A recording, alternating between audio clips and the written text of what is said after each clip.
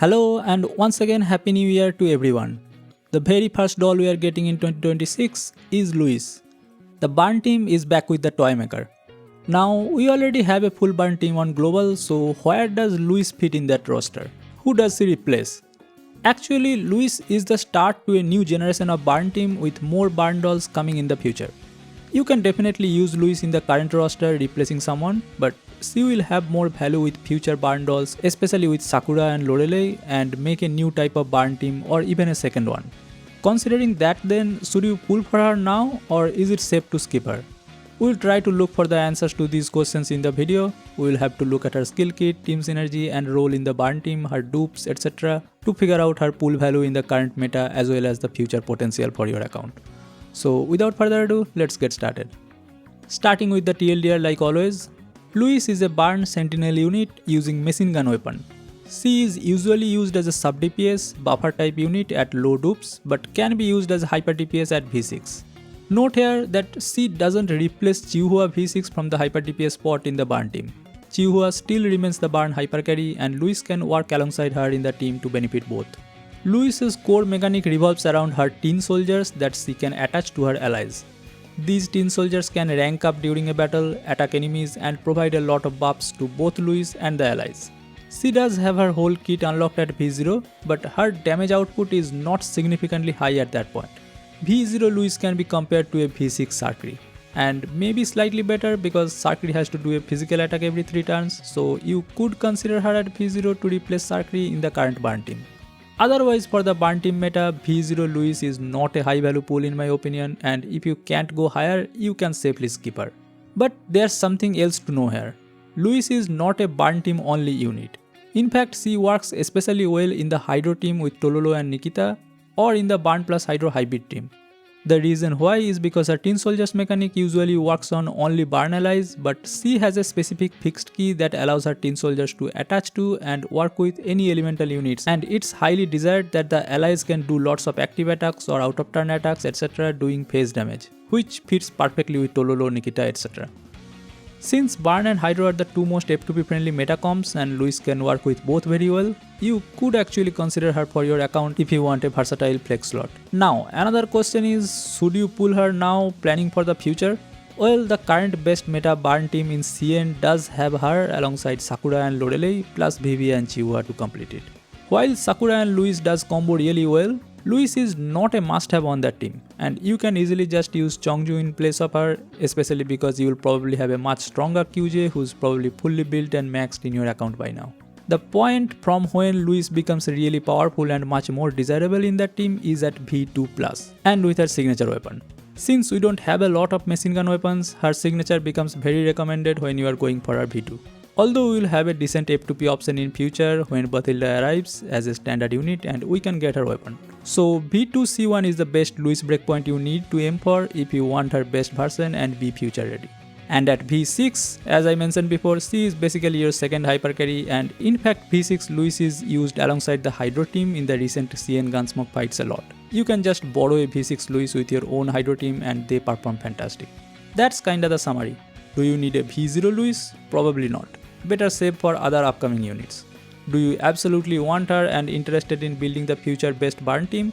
Then try to aim for her V2C1.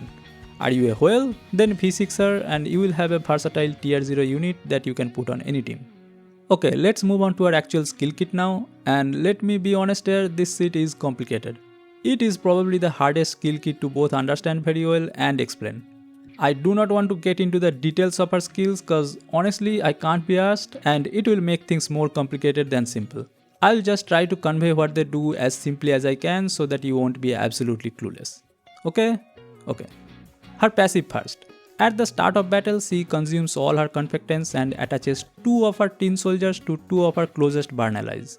Just know that it will be the 2 of her closest allies that the teen soldiers attach to, so the positioning matters. Good targets are Vector and Chihuahua and not usually QJ, as QJ don't do active attacks much, she mostly does support attacks. Now let me go over the teen soldiers here. What do they do? When the units that have the teen soldiers attached to deal Burn damage with active or basic attacks, the teen soldiers attack the enemies too, which is called Volley Fire, which is a Burn type damage that scales with Luis's attack value. Remember, the soldiers attack when the ally does basic or active attack. It doesn't trigger when they do support attack, counter attack or interceptions. This attack can trigger only once per tin soldier per turn and it recovers 1 competence index to Louis. So with 2 tin soldiers on the battlefield, Louis recovers 2 competence per turn. That is her only source of competence recovery, which is very important. The damage of the tin soldiers attack is higher if their rank is higher. So the tin soldiers have ranks. At the battle start, when they are attached, they start as rank 1. At each rank they provide different buffs to Louis and there is max rank 3. The buffs are added on when you rank up, so you will always have all the lower rank buffs as well. How do they rank up? When the unit with the soldier attached does any burn damage. This can be support attacks and all other types, so any burn damage, they gain 1 merit point. At the end of turn, if they have 4 or more merit points, then 4 points are consumed and the tin soldiers on that doll ranks up. Can only rank up once per turn. So the 2 tin soldiers rank up individually depending on the merit points on the doll they are attached to. There's one more thing.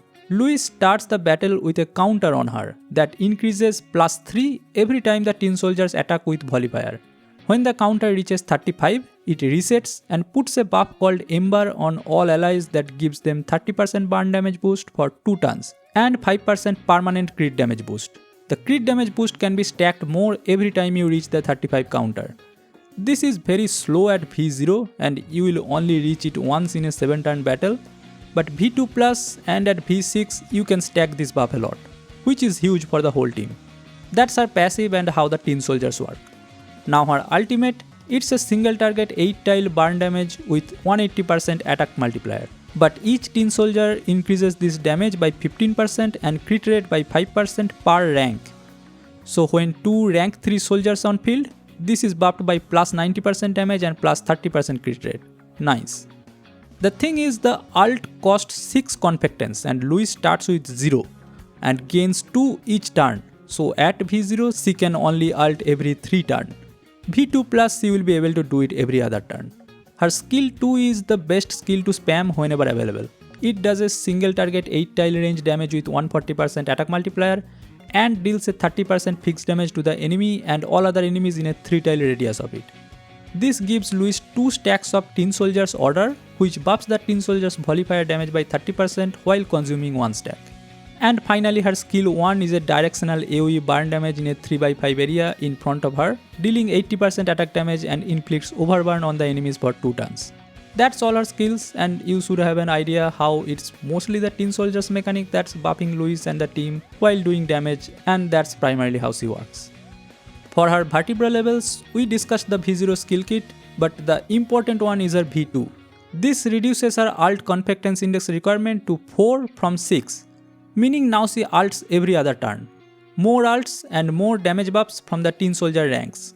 And also more ults mean reaching the 35 counter faster, so she can now stack multiple ember buffs on all allies throughout the battle. This is a breakthrough breakpoint for her and her damage jumps up significantly, making her insanely valuable. Beyond V2, you should just aim for V6. The soldiers now start at rank 2. Louis's personal damage is buffed a lot by this point and there's more volley fire attacks from the soldiers contributing to reaching the 35 counter even faster, which will make the Ember buff stack a whole lot more, buffing the team as well as her. This is really good and as I mentioned before is used a lot in CN as the 5th unit alongside the Hydro team on Gunsmoke fights. Her weapon choice is very limited since she is a machine gun user and we don't have a lot of them. So the best option is her signature one. It suits her well, tailor-made for her, and there's really no competition. In future we will have this one as a decent F2P alternative, but that's in future, not now. Right now besides her signature we got the Battle Pass one or the Peritia one. I mean, just give her whichever one you got, none of these are any exceptionally better than the other, and I'm not gonna go over any SR choices, just give her anything you have if you have to go for those. Moving on to her build, her being a sub DPS, she also goes for the standard Phase Strike or Burn Boost set. Phase Strike for more versatility and the better farming choice, Burn Boost more specific to her and a negligible improvement. Stat priorities are also the standard, attack percentage then flat attack followed by crit rate and then crit damage. You want to aim for 4k plus attack, 80% crit rate and about 135% crit damage for an endgame full build on her. Her best in slot fixed keys are fixed key 1 to put overburn before the tin soldiers attack. fixed key 4 to put defense down 2 when attacking enemies with overburn, and fixed key 6 for allies with attached tin soldiers to gain 2 more merit points at the end of their action, so they rank up faster. As mentioned before, if you want to use Luis with other elemental dolls, you will have to use fixed key 2. That will make the tin soldiers work with non-burn dolls, so remember that. As for the common keys besides her own, she can use other burn dolls keys like QJ, Vector, etc. when you are playing her on a different team. Also, she can use the standard best DPS keys like Lind, Dosebnaya, Ulrid, etc. Level her remolding core up to level 60 for some extra damage boosts, especially on boss fights. Recommended flower choices are Thronebreaker and Pinpoint Specialization from red flowers, Beheading Blade and Precision Blow from purple flowers, and HP Enhancement or Annular Defense from blue flowers. Team synergy wise, we already mentioned that she is a versatile unit beyond only in burn teams. The current best burn meta team will be with QJ, Centaroisi, Vector and Chihuahua, where Luis will be replacing Sarkri from the previous meta team. But as I mentioned before, the future best burn team will have your QJ and Cent replaced by Sakura and Lorelei. This is the current meta burn team in CN. This comp does assume your Luis to be V2C1. Luis, Sakura, Lorelei will be a core trio of the new generation burn team. One of the meta burn hydro hybrid team in CN looks like this with Tololo plus Springfield alongside. We already learned Luis can work well with other elements as well, and even now you can build a hybrid team like this with QJ and Vector. Or if you want more hydro dolls, get your Nikita in there, she also synergies well with Luis. Remember, this type of team will work much better when you can use a V6 Luis, especially if you can borrow it as a support doll and use your own other 4 dolls. That will be the best choice. Her skill rotation is slightly different before her V2 and from V2+, as we learned that her ultimate cycle changes then, making her rotation a little better. Before V2 you can't use the ult much often, so you usually just rotate a skill 2, skill 1 and then ult, this 3-turn cycle. From V2+, you can ult every other turn, so you just cycle skill 2 and ult. Skill 1 pretty much is not used beyond V2. And that is her full kit and build. What's my final verdict? Well, she is a specific type of choice right now, and looking at the upcoming units from what we know from CN, especially since we still don't have a good complete freeze or physical team and many people are saving for AK-15, I won't personally recommend pulling for her V0 to F2Ps, at least not from the meta and performance value wise. I always mention that if you really like any unit, do not listen to any of my meta ramblings and just go for them, waifus over meta. But just from meta perspective, it's a skip for now for majority of F2Ps. You could consider her V0 only if you are trying to build the future burn team as I showed here and are preparing from now. In that case, I would recommend planning for her V2 at least either now or on her rerun. When you get V2, her signature weapon is the next recommended pull. At V2C1 she is complete and you get the max value from your investment. There's no need to go higher unless you are a whale and you go for her V6 then. Full stop. That concludes our review of Luis. She is an interesting unit coming at an interesting time, making the beginning of the second generation of burn meta while we are still waiting to complete the freeze and physical meta. With that being said, let me know down below what you are planning. Are you pulling her or you don't need her right now, better save. In any case, if you have enjoyed this video and found it helpful, feel free to drop a like and subscribe. Hit the new hype button, join the channel membership or send a super thanks. I appreciate every one of you. Thanks for watching and stay tuned for more Girls Frontline 2 content. I'll catch you later. Goodbye.